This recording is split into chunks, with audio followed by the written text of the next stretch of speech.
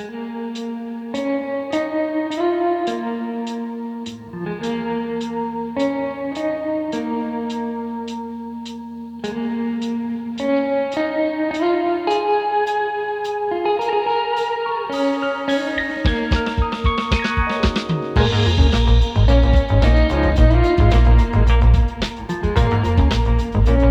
I hope you're doing well today. Hope you also enjoyed my little 4th grade intro. Wanted to try out something new just for today because this run is pretty special. So the song is fitting for this video because today is a blood only run.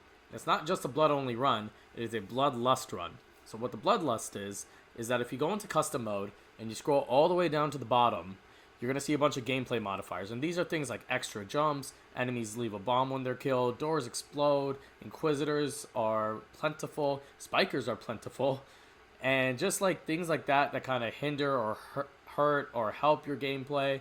And it's just like a really fun little mod that you can add to your game just to spice it up a little bit. But because we're learning blood today, we're going to be obviously using the blood sword, but we're also going to use bloodthirsty shield, throwing knives, cleavers, knife dances, vampirisms, all that good stuff to fit the theme.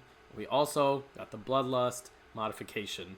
Side note, so Twitch integration is also a part of this game, and these modifiers in custom mode at the bottom of the screen, they are also used in Twitch integration for Dead Cells. So on my birthday, which is next week, I'm going to be doing some Twitch integration. If you guys want to join me, the link to my Twitch is in my description. But with that, leave a like and subscribe for more Dead Cells content, and here we go. So we're going to start off right away losing HP because that's just how this run's going to go for me. And we're going to have to kill these enemies really quickly, and the other thing about this run is that I really need to make sure that I get the hits that I take to a minimum. So that means I not only have to go fast, I have to mitigate all the damage that I take. But the nice thing is that if I do get hit, I can make it up a little bit later just by trying to kill more enemies later, because I get 5% back for each enemy that I kill. So we're going to have to deal with just this insane mob of just Inquisitors shooting at me. We have this elite shield bearer. It's going to be tough because right now we don't have our shield. We are using throwing knives because that's what we started off with. So what we have unlocked is the blood sword, obviously. We have the throwing knife, we have the cleaver, we have knife dance, we have the bloodthirsty shield, which I'll be taking later on. We have vampirism, because vampirism causes bleed. And we have phaser, because phaser also can cause bleed. Well, we never really end up using phaser, but I figured that, why not? Let's just have it in there. If it works, it works. If it doesn't work, it doesn't work. And just the amount of chaos that we already have to face, such as me getting hit by this Inquisitor. You're going to see this in a couple seconds. Right there. And that's actually what loses me my 30.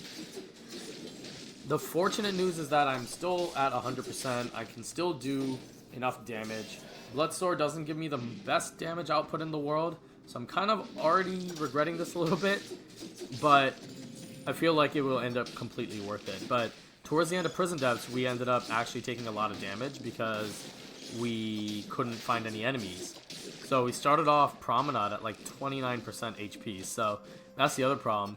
If you're in a level that has like a bunch of like open space, such as like Ossuary or Slumbering Sanctuary, then you're going to be in a lot of trouble. Or just any level, there's always going to be some point in which like you have a lot of space to run. Like right here, like I lose a lot of HP just doing this. But altar rooms, challenge rifts, and I believe the shops also will help out in terms of just like not having to take any damage just for that moment. But updates on the run. So I picked up a blood sword with bleed propagation, which ends up being my best friend in this run. Yes, I do end up aggroing a lot of bleeds like this, but it also helps me kill bats, things like that. We have the open wounds mutation because this is a bleed run, so of course we're going to take that. And we're going to have soldier resistance, and then we're just going to play around with mutations over the course of the build. I also have the frontline shield unlocked because it can give me blood on parry, but I never had a situation where that was going to happen. And Bloodthirsty Shield was doing enough of my work for me. But my damage is actually pretty good right now.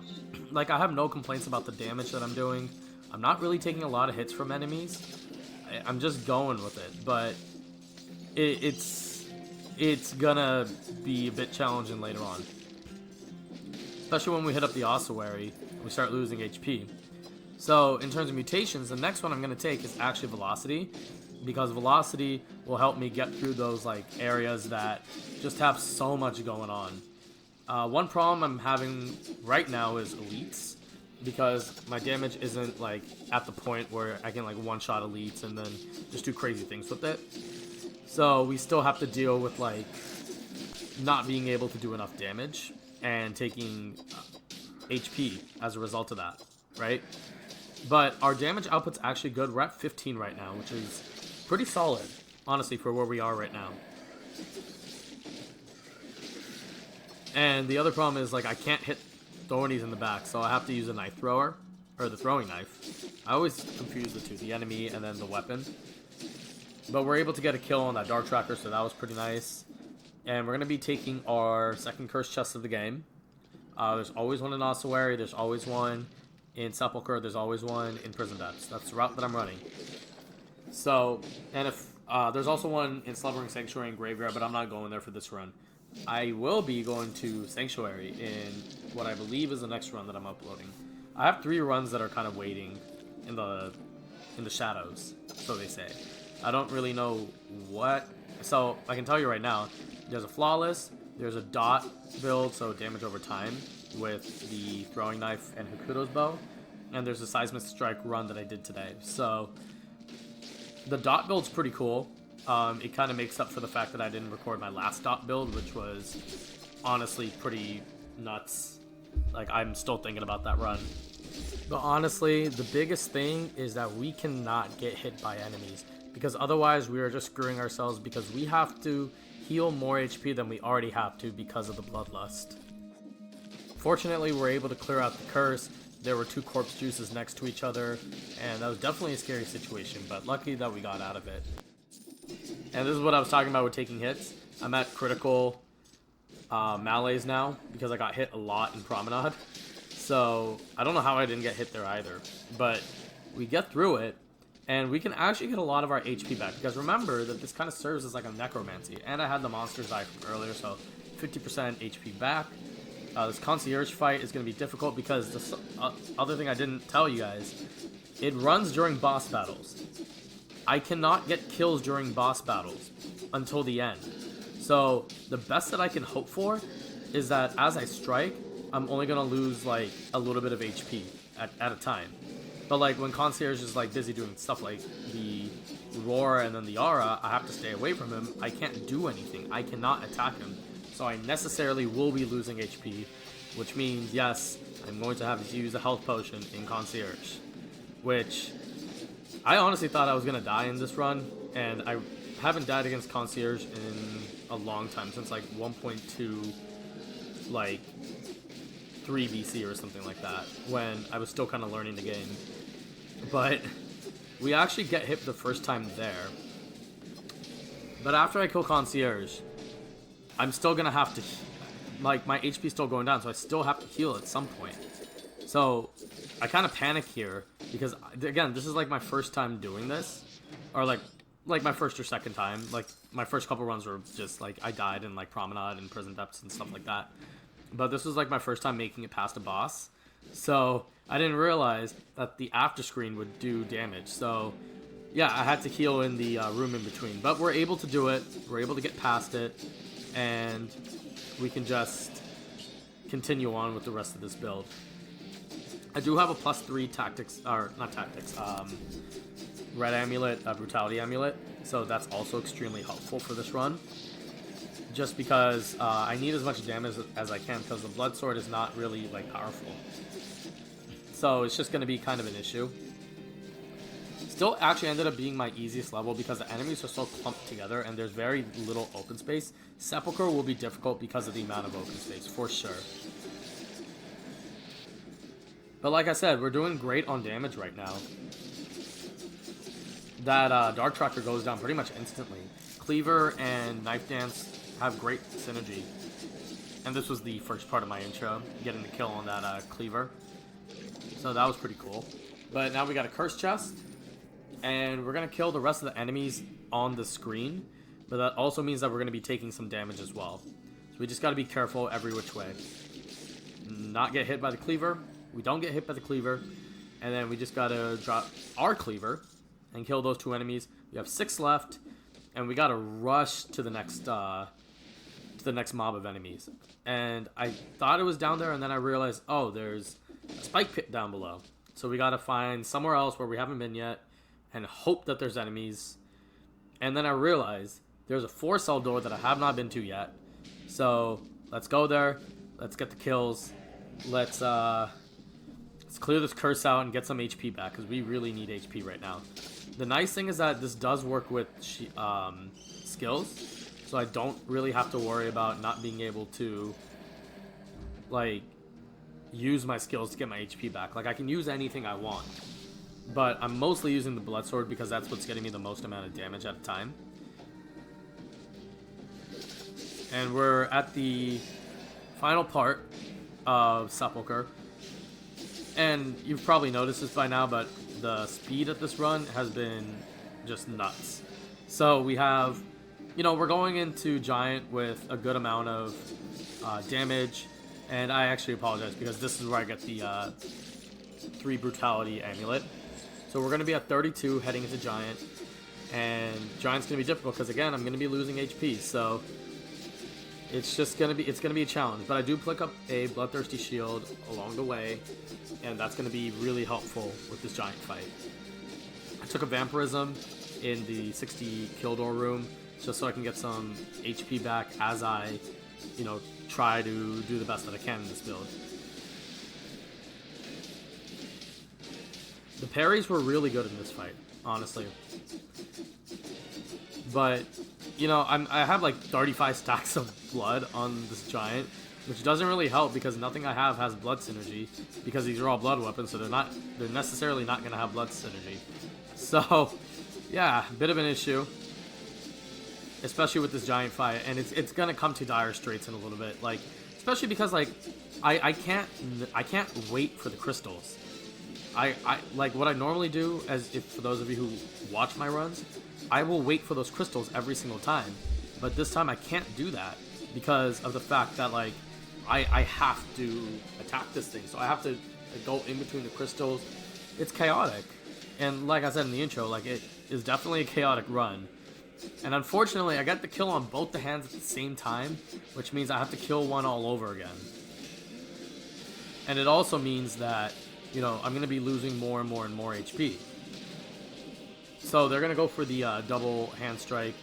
I'm going to be able to knock out one of the hands and then do more damage on the eyeball. But then they're going to go for the double fisted thing again.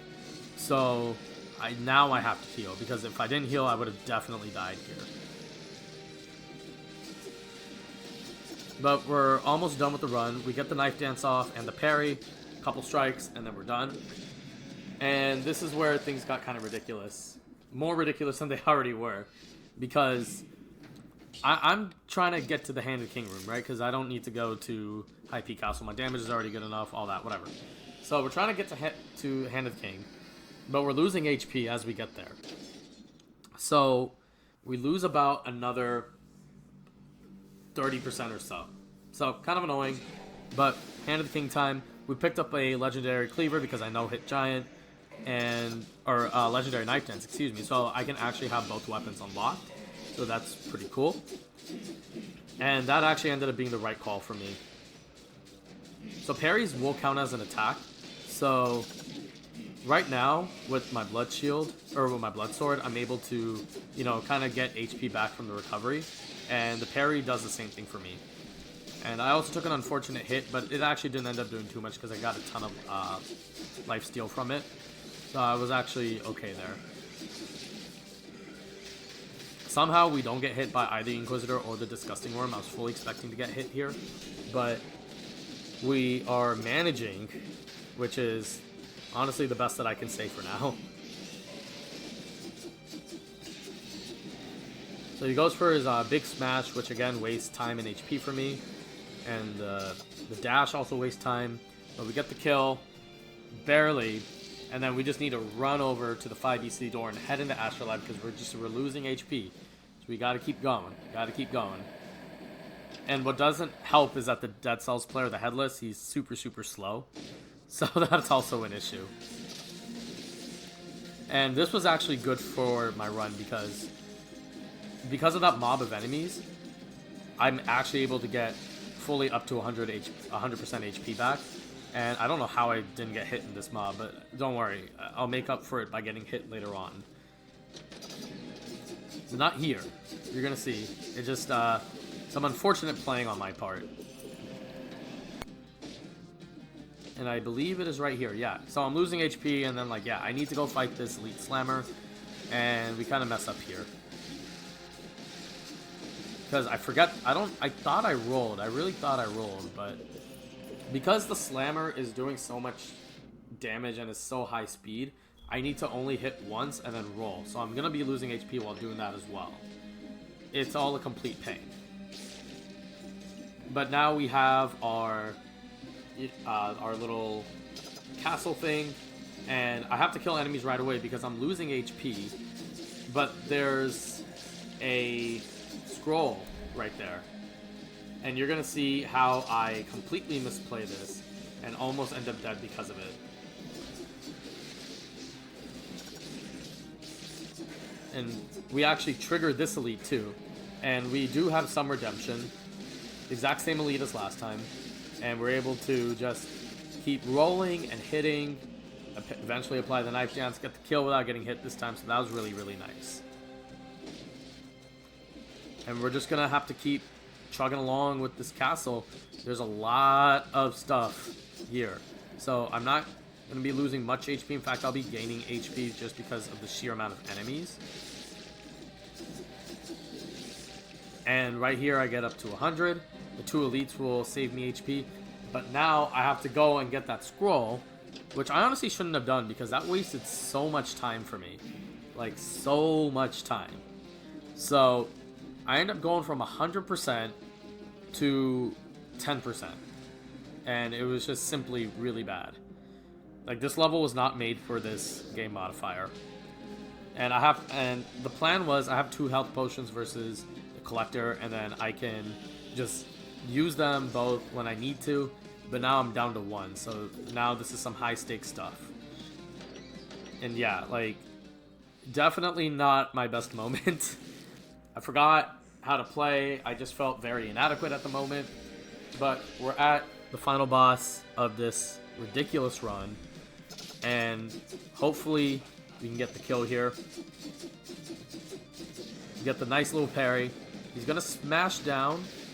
We're going to, unfortunately, get hit because my shield didn't activate in time. And then he goes for the healing, so I'm having an even more difficult time. So I have to use my own health potion.